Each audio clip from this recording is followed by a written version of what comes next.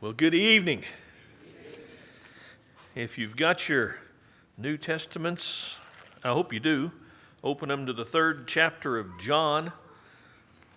What I want us to consider tonight is what I have been engaged in some conversations with people and seen in the news. It's what are Christians today supposed to think of, and what are we supposed to do with regard to the present-day nation of Israel?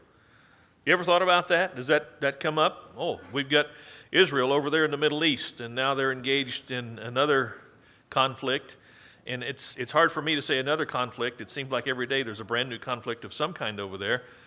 And it's just been that way for thousands of years. Ever since Ishmael and Isaac were born, there's been some kind of a conflict between these two brothers and their offspring. At any rate, where do we start with this? This is one of those lessons I could probably preach about 3 sermons on. So instead of doing that, I'll just give you all 3 sermons at once. What time is it? Well, yeah. No, actually, we'll just kind of get started in this tonight and see where we wind up and maybe have some more after that. But what I really want us to do, what I think is most helpful for me, is to get the big picture.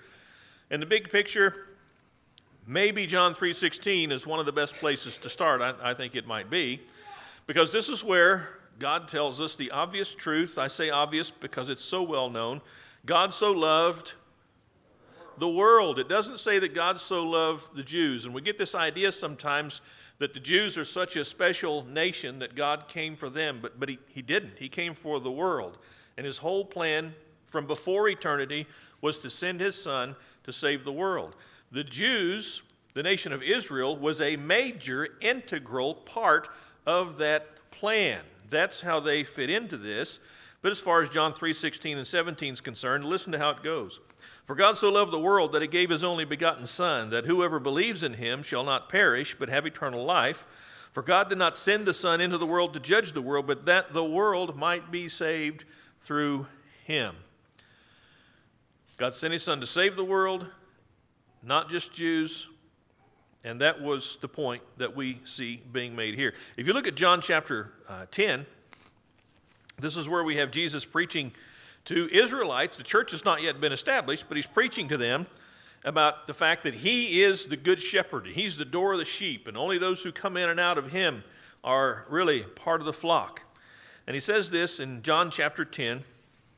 Verse 11. I'm the good shepherd. The good shepherd lays down his life for the sheep. He who is a hired hand and not a shepherd, who is not the owner of the sheep, sees the wolf coming and leaves the sheep and flees, and the wolf snatches them and scatters them. He flees because he's a hired hand, and he's not concerned about the sheep. I am the good shepherd, and I know my own, and my own know me, even as the Father knows me, and I know the Father, and I lay down my life for the sheep. I have other sheep, he says to his Jewish audience. I have other sheep that are not of this fold. I must bring them also, and they will hear my voice, and they will become one flock with one shepherd. I don't know how many of the folks who were hearing this, being Jews, understood what he was talking about, but he was definitely talking about the rest of the world. There are Jews, and then there's the rest of the world, and the rest of the world are those of us who are known as Gentiles. And Jesus is saying to them, I didn't just come for the lost sheep of the house of Israel. I came for them, definitely, most definitely, but other sheep I have that are not of this flock. I'm going to bring them in. How many folds will there be? It's going to be one fold, one church, one body, as we read in Ephesians. How many shepherds?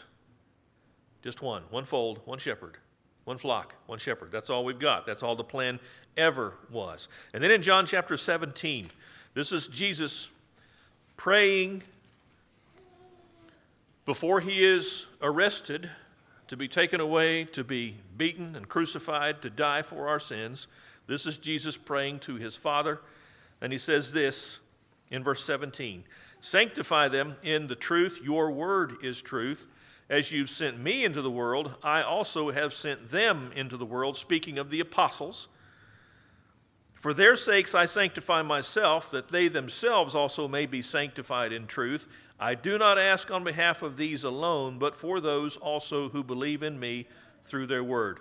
So he's praying for the apostles But he says he's not just praying for the apostles, but who else is he praying for in verse 20? Everybody, everyone who comes to believe on him through the words, the teachings, the preaching of the apostles. Now you remember the Great Commission. Where did Jesus tell them to go? All the world. One of the gospel writers says all the world. Another one of the gospel writers says all the nations. I'm pretty sure that Jesus didn't just say that once. He probably said it several times, as he said many other things several times, and it just took a long time for it to sink in. Did the apostles immediately go to the Gentiles? They did not immediately go to the Gentiles. That was not in their thought process. Where did the church begin? Of course, it began in Jerusalem. It began in Jerusalem on the Jewish feast day of Pentecost.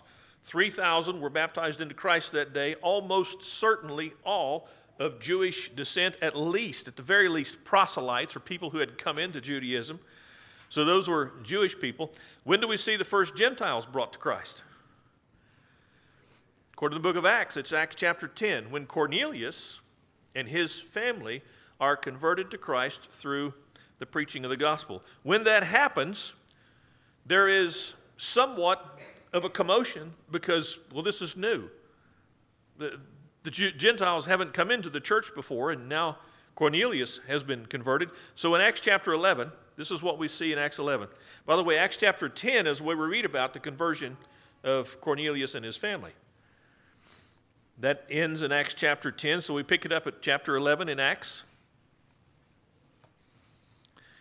Now the apostles and the brethren who were throughout Judea heard that the Gentiles also had received the word of God. And when Peter came up to Jerusalem, those who were circumcised took issue with him, saying, "You went to uncircumcised men and ate with them." And from that point, Peter explains to them what happened, how that God came to him in a vision. You remember the vision that God showed Peter? He let the sheet down 3 times, and there were all kinds of animals in there that, according to Jewish law, were unclean. And he heard a voice that told him, "Rise, kill, and eat." And Peter said, I wouldn't eat anything unclean. And what did God tell him? So what I have cleansed, don't you call common or unclean. And Peter wasn't quite sure of that vision. He was pondering on that when there was a knock at the door. Some guys said, "Hey, we need to go preach to Cornelius." Essentially, this is what happened. And Peter understood by all of those things that God meant for him to preach the gospel to the Gentiles. God also gave Cornelius and his household the miraculous outpouring of the Holy Spirit so that they spoke in tongues, just like the apostles did on the day of Pentecost. So they knew by that God had approved them to come into the kingdom. So here's this first meeting in chapter 11 of Acts, but this was such a big deal that there had to be another meeting in chapter 15.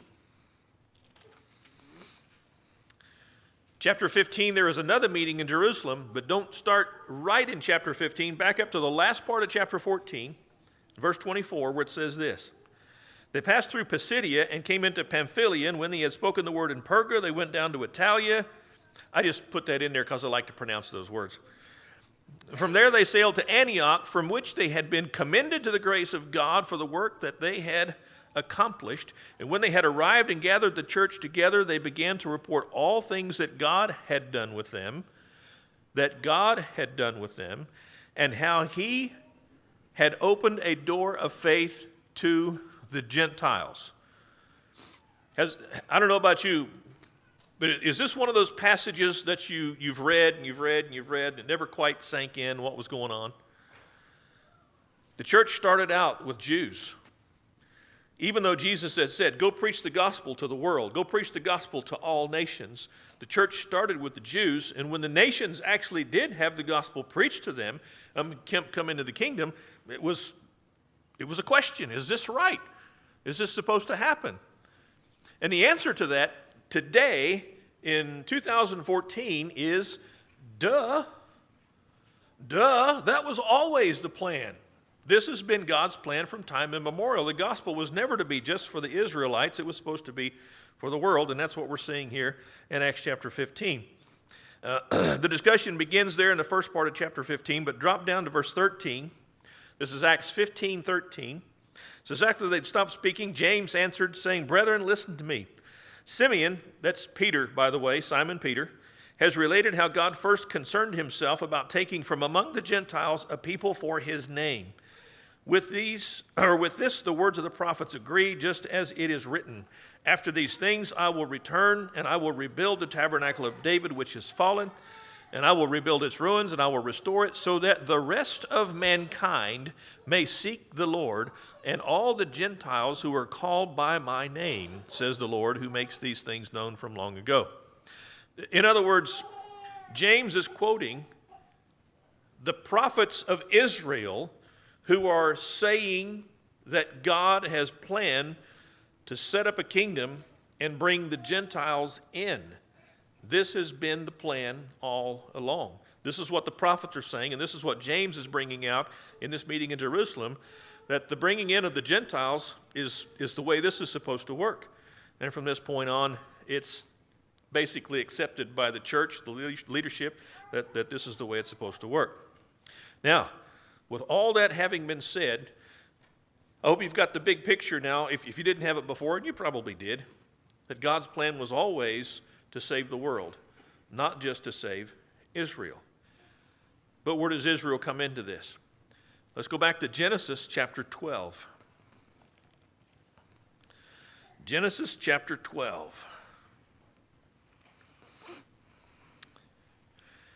It is not as though God looked down on the earth at all of the different nations and said, I'm going to choose a nation and give to this nation a law that will be a precursor like a schoolmaster to bring them to the point where they're ready for my son, which is exactly what Paul says of the law when he writes to the churches of Galatia in Galatians chapter 3. He said the law was a schoolmaster to bring us to Christ. But God did not choose a nation to give that law. There was no nation of Israel in Genesis 12. There was one man, his name was Abram. God would later change his name to Abraham because that name was more fitting for one who was a father of many nations. But God calls Abraham in Genesis chapter 12, verse 1. The Lord said to Abram, go forth from your country, from your relatives, and from your father's house to the land which I will show you. And then look at verse 2. What does God say he's going to do with Abram? He's going to make him a great nation. God says, I need a nation. I'm not choosing one of these messed up nations. I'm going to raise my own nation. I'm going to start with a faithful man. I'm going to start with faithful Abraham, and I'm going to bless him.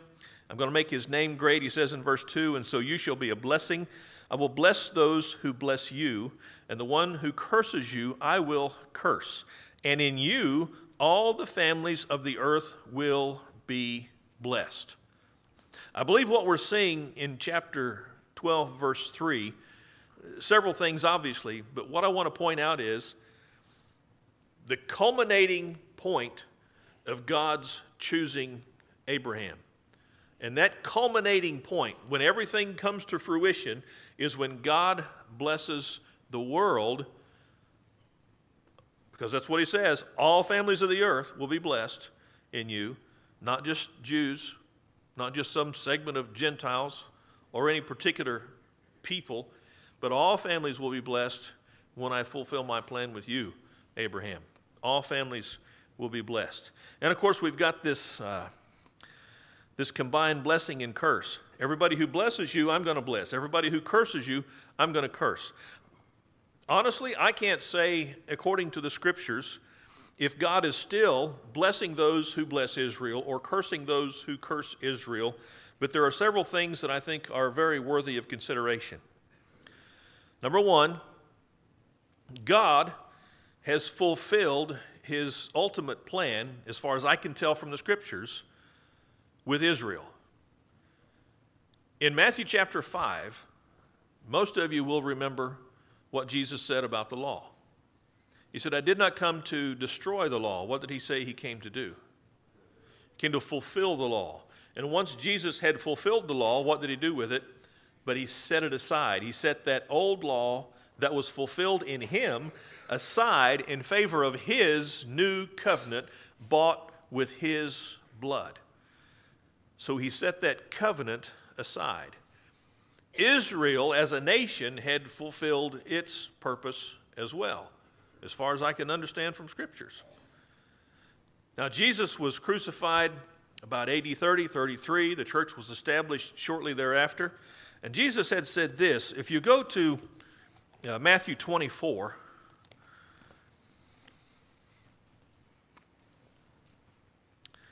and I know that there is a great deal in Matthew 24 that is controversial. I don't think it needs to be.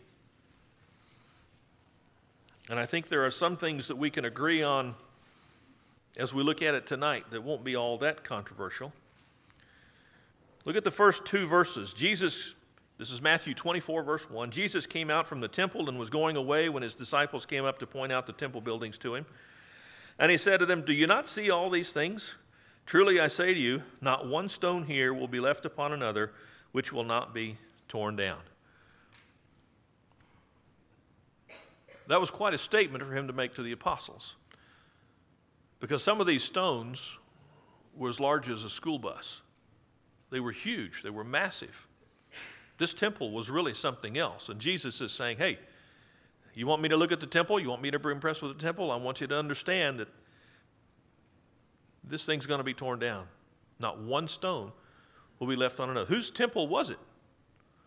Well, it was God's temple. God's temple based in the religion of Judaism. Interestingly enough, God never asked to have a temple built for him like this one. It was David that wanted to build a temple, and God relented. Said, okay, you can build me a temple. And this is where that temple was built, of course, in Jerusalem. This isn't the first one. But at any rate, they've all been here in Jerusalem. Now, if you go on down in Matthew 24, Jesus is talking about some other things, and he says this. I better get in 24. It says this, starting at verse 9. It says, "They'll deliver you up to tribulation and kill you, and you'll be hated of all nations for my name. At that time many will fall away and betray one another and hate one another. Many false prophets will arise and mislead many." What he's talking about here is not the end of the world. He's talking about the end of Judaism. If you've ever heard of Josephus, Josephus was a Jewish military general who was captured by the Romans, and they recognized his talent, his ability, and they made him a historian. And Josephus writes about the downfall of Jerusalem.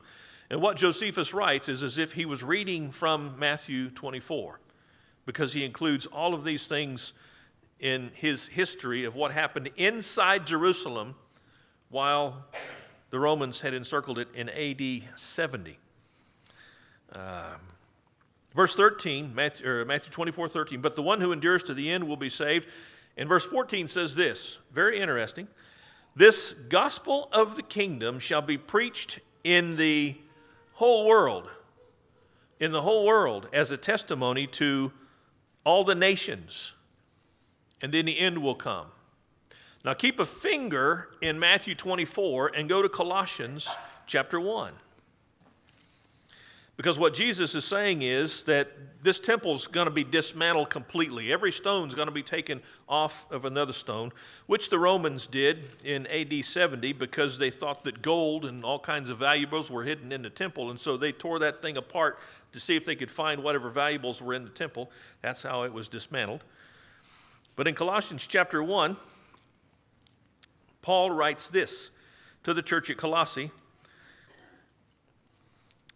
Verse 5, he says, "Because of the hope laid up for you in heaven, of which you previously heard in the word of truth, the gospel, which has come to you, just as in all the world." So what's Paul saying about the preaching of the gospel by the time this letter is written? He's saying the gospel's gone into all the world. It's also constantly bearing fruit and increasing, even as it has been doing in you also since the day you heard of it and understood the grace of God in truth. Then you drop down in chapter 1 to verse 23. Still writing to the church, the saints in Colossae, it says, "If indeed you continue in the faith, firmly established and steadfast, and not moved away from the hope of the gospel that you have heard, which was proclaimed in all creation under heaven, and of which I, Paul, was made a minister." I have to wonder, is that an accident that was put in there? Did the Holy Spirit just think, I'm going to make a little flourish here and just talk about how the gospel's been preached to the whole creation? And I don't think there's anything accidental or coincidental about it. Jesus said, before Jerusalem and the temple are dismantled, the gospel's going to go out to the entire creation, to the whole world. That's exactly what happened, because this letter is written to the church at Colossae prior to AD 70. And by that time, as far as Paul was concerned, as far as the Spirit of God that inspired Paul was concerned, the gospel had gone out to the whole world, just as Jesus had said in Matthew 24. And then we drop down a little farther in Matthew 24 to verse 34, where Jesus sort of collects all this stuff together, and he says this in verse 34, "Truly I say to you, this generation shall not pass until all these things take place."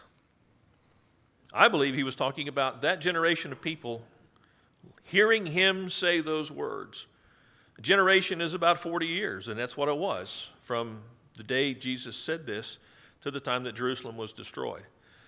So we've got the temple being dismantled in AD 70. We've got the gospel being preached to the whole world. In Judaism, essentially, for all intents and purposes and for all practical purposes, comes to an end. Because once the temple was dismantled, the records were destroyed of those who would have been priests. They had no priesthood, they had no temple, they had no way to continue the sacrifices that were offered up. And consider this.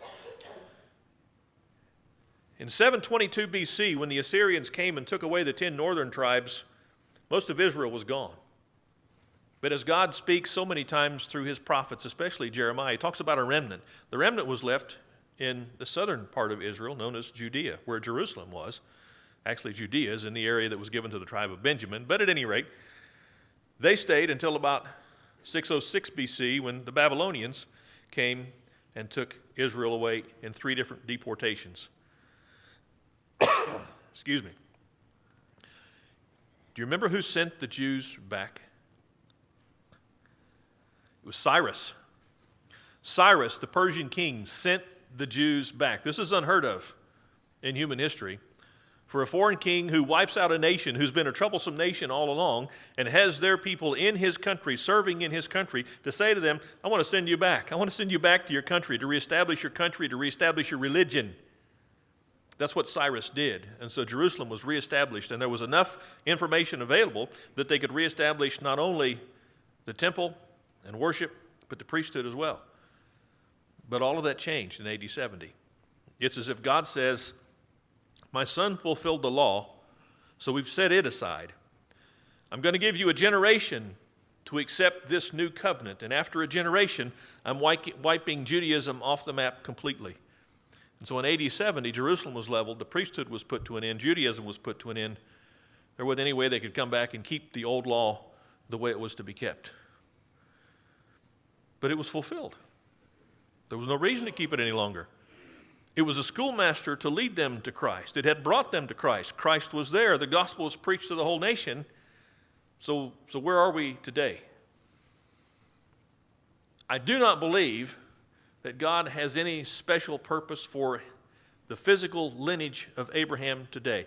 If you look at Romans chapter 9,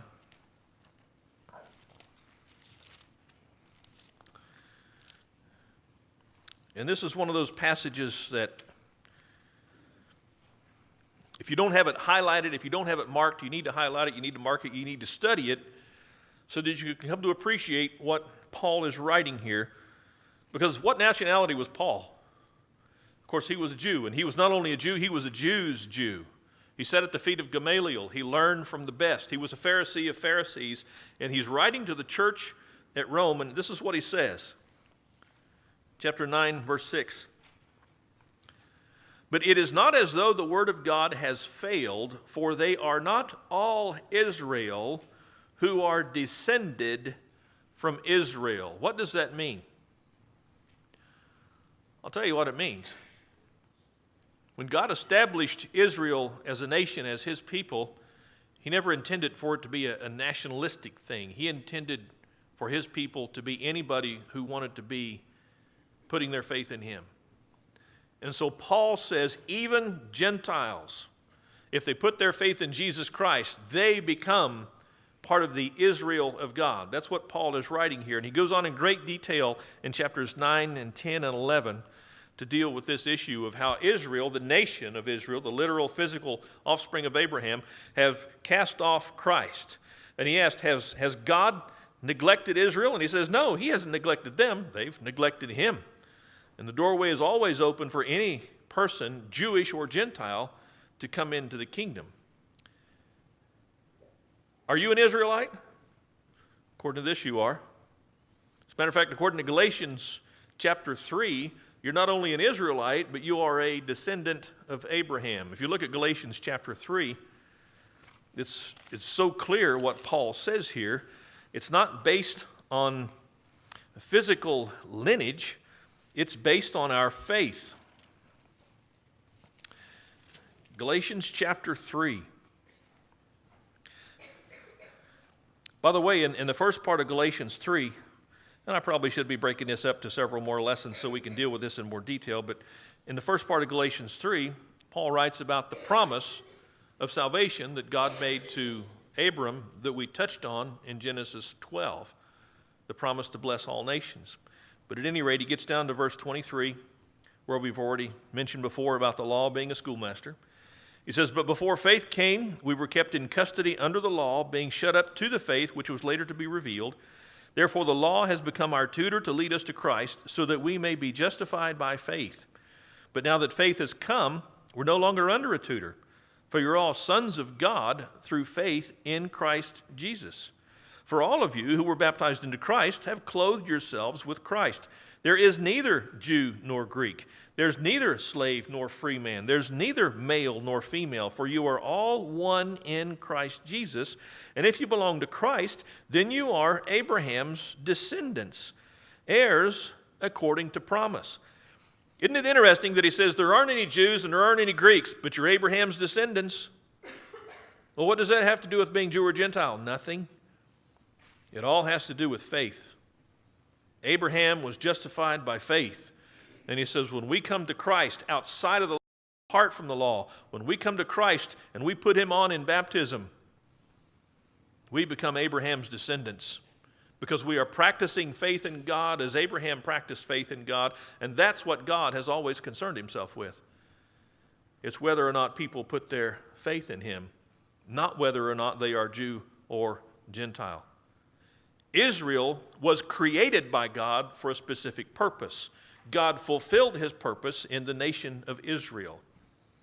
But here's why I believe we should do everything within our power reasonably to help the nation of Israel today. Number one, my number one reason is anybody who knows anything about God knows his association with Israel. And I use as my illustration for this, I don't know if you read the Bulletin article this week, but in the Bulletin article I used two historical examples. Who was the first king of Israel? It was Saul. God had Saul anointed to be king, and then because of Saul's faithless disobedience, God took that away from Saul. Go back and look at this. It's 1 Samuel chapter 15. 1 Samuel 15. I'd like you to have at least the references if you're not already familiar with this. This is when Saul, as king, went out to fight the Amalekites, and he did not do with the Amalekites what he was supposed to do. He was rebellious. And so Samuel comes and he finds out that Saul still has some of the goods from the Amalekites that he was supposed to destroy. And he says in verse 22, this is 1 Samuel chapter 15, verse 22, "Has the Lord as much delight in burnt offerings and sacrifices as in obeying the voice of the Lord? Behold, to obey is better than sacrifice, and to heed than the fat of rams. For rebellion is as the sin of divination, and insubordination is as iniquity and idolatry. Because you have rejected the word of the Lord, he has also rejected you from being king." So from this point on, Saul is rejected as king. We see David anointed to be king in chapter 16. So now David is the new king, anointed to be king, but he's not practicing king. What would we call Saul in our political terminology? He's the lame duck king? Is that what we'd call him? Because he's on his way out. But he hasn't left the throne yet, and David has not yet ascended to the throne. That'll be quite a turmoil of itself. Well, of course, what's David really famous for other than being king? Isn't it killing Goliath? So he kills Goliath. He's already anointed to be the next king, but he's just a kid. Comes on the battlefield, challenges Goliath, and defeats him, cuts his head off after he knocks him out with a stone from a sling. And so now all the girls are going around singing, Saul has killed his thousands and David his 10,000s, and Saul is jealous. And so we see Saul attempting to take David's life in chapter 18. This first attempt was in chapter 18, 1 Samuel chapter 18, and verse 10 and 11, trying to take David's life. And then again in chapter 18, verse 25, he sends David out on a mission to bring back so many foreskins of the Philistines, hoping that in his battles with the Philistines, to get these Philistines as a dowry for his daughter, that the Philistines would kill him. That's what it says at the end of verse 25. Saul planned to make David fall by the hand of the Philistines. So here's another attempt on David's life. And then chapter 19, verse 1, Saul told Jonathan, his son, and all his servants to put David to death. But Jonathan, Saul's son, greatly delighted in David. Chapter 19, verse 10, Saul tried to pin David to the wall with a spear, but he slipped away out of Saul's presence so that he struck the spear into the wall, and David fled and escaped that night. Verse 11, Saul sent messengers to David's house to watch him in order to put him to death in the morning. So here's Saul. He's the anointed of God, and he's on his way out because God has rejected him from being king, and he's trying to murder David. David's the one who's anointed to be the next king, but when it's put in David's power to lift his hand against Saul, you know what David says over and over and over? You can see it the first time in 1 Samuel chapter 23, verse 2. I'm sorry. Let me find it here. Oh, chapter 24, verse 6. So he said to his men, far be it from me, because of the Lord, that I should do this thing to my Lord, the Lord's anointed, to stretch out my hand against him, since he is the Lord's anointed. Why would David not lift his hand against Saul? Because of David's regard for God, because Saul was the anointed one of God. Had the kingdom been taken away? Well, sure, it had been taken away. Was Saul trying to put David to death? Well, sure. I mean, there are all kinds of reasons that we might look at. He had legitimate reason to take Saul out, and David said, I'm not touching him. He's the anointed of God. I will not lift up my hand against the Lord's anointed. It says it again in verse 10. Behold, this day your eyes have seen that the Lord had given you today into my hand in the cave, and some said to kill you, but my eye had pity on you, and I said, I will not stretch out my hand against my Lord, for he is the Lord's anointed. Then look at chapter 26 and verse 9. Same thing comes up. Another opportunity for David to kill Saul, and he says in 26:9, 1 Samuel 26:9, David said to Abishai, do not destroy him, for who can stretch out his hand against the Lord's anointed and be without guilt? Verse 11, the Lord forbid that I should stretch out my hand against the Lord's anointed. Chapter 26, verse 23, the Lord will repay each man for his righteousness and his faithfulness, for the Lord delivered you into my hand today, but I refuse to stretch out my hand against the Lord's anointed. How many times are we going to hear about this? David's passionate refusal to lift his hand against Saul because he is the one who is anointed of God. Even though Saul's been rejected, even though Saul is faithless, even though Saul is doing everything he can to kill David, David has regard for Saul because he is the Lord's anointed. David hears about Saul's death from a young man, this is 2 Samuel chapter 1, who happened upon Saul after Saul was dead. But he makes up the story about killing Saul because he apparently thinks it will bring him favor in David's eyes for David to hear that, hey, I've killed your enemy. So when David hears that this young man has killed Saul, even though he says he did it at Saul's behest, Saul asked this young man, according to this young man's lie, to put him to death. David says to this young man, how is it that you were not afraid to stretch out your hand to destroy the Lord's anointed? David called one of the young men and said, go cut him down. So he struck him and he died. And David said to him, your blood is on your head, for your mouth has testified against you, saying, I have killed the Lord's anointed. You don't lift your hand against the Lord's anointed in David's mind. Is Israel in some way anointed of God? They were the ones not chosen. They weren't chosen from among the nations. They were created by God. They were brought into being by God. When he called Abram, said, I'm going to make of you a great nation. Every Israelite who is of the physical lineage of Abraham is part of that lineage from the promised son Isaac. I believe we ought to have regard for those folks regardless of how they behave or what they do, because they are those brought into this universe by the promise of Almighty God. Just as David had regard for the anointed of the Lord, I think we ought to have regard for them. What does that mean politically and economically? I'm not completely sure. I just know that in my own mind, I feel compelled to respect an Israelite as one who is descended from the one God originally called. That's what I believe about that. I also believe there's another historical example. When you get to 1 Kings, we read this about David. He had become old. He could not stay warm. And so they sought out a young maiden. Her name was Abishag. She was a Shunammite girl, a virgin. And they, what's the word I'm looking for? They arranged for her to sleep with him. She was not his wife. They did not know each other physically. She simply lay with him as he slept so that he would stay warm. Because two people together can stay warm when you can't stay warm by yourself. If you've not experienced that in life, you need to get married. Save on your heating bills. It works out really great, especially when you go camping in the wintertime. Don't get two sleeping bags unless they're two that you can zip together. That's the way to go when you're married. Now that's what they did with Abishag.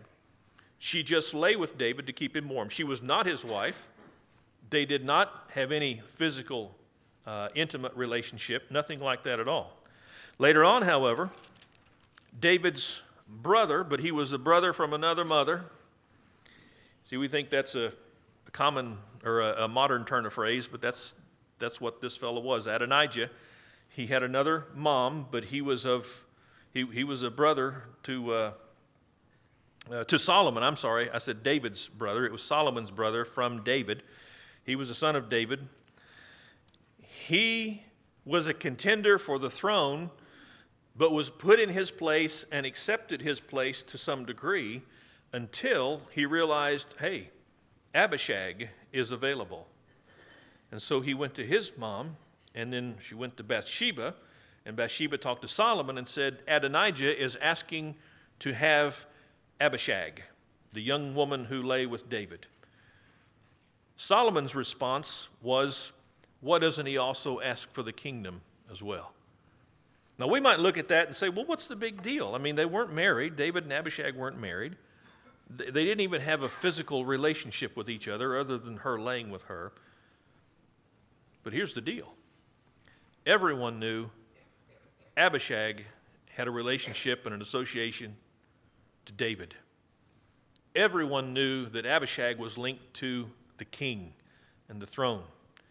If Adonijah had been able to acquire Abishag, he would have had reason to argue his right to the throne. All because of that association.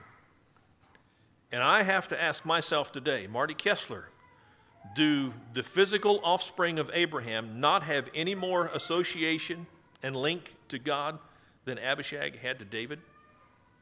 Solomon, of course, had Adonijah put to death. All these things give me pause to say, I think I better muster a little respect for the physical lineage of Israel. I know there are people who are saying, oh, the present nation of Israel doesn't have any right to exist because they stole that land back. There are several things you need to look at, but all that stuff is really moot. This, to me, is what's key, and this is all that matters. What do the scriptures say about it? What principles, what teachings are there to come to bear on this? In my mind, I will have regard for Israel as long as they exist. And to me, that's another thing. Why do they still exist? Of all the ancient peoples that have been wiped off the face of the earth, why not the Israelites? What nationality of people have been more persecuted on this planet than the Jews? And yet they not only continue to exist, but everywhere they go, they seem to flourish. Is that coincidental? I don't know. I have to think it's a providence of God. In my own mind, I feel like God is saying, these people are going to stay because everybody's going to know my people are going to be around. These people that I've chosen, these people that I created, nobody's going to wipe them off the face of the earth because I brought them in. Just like the old joke, I brought you in, I'm taking you out. God says, I think they're going to be around until I come back. Will they be saved? There's only one way they'll be saved. What's that way? They turn to Jesus Christ. They don't turn to Jesus Christ, they're lost.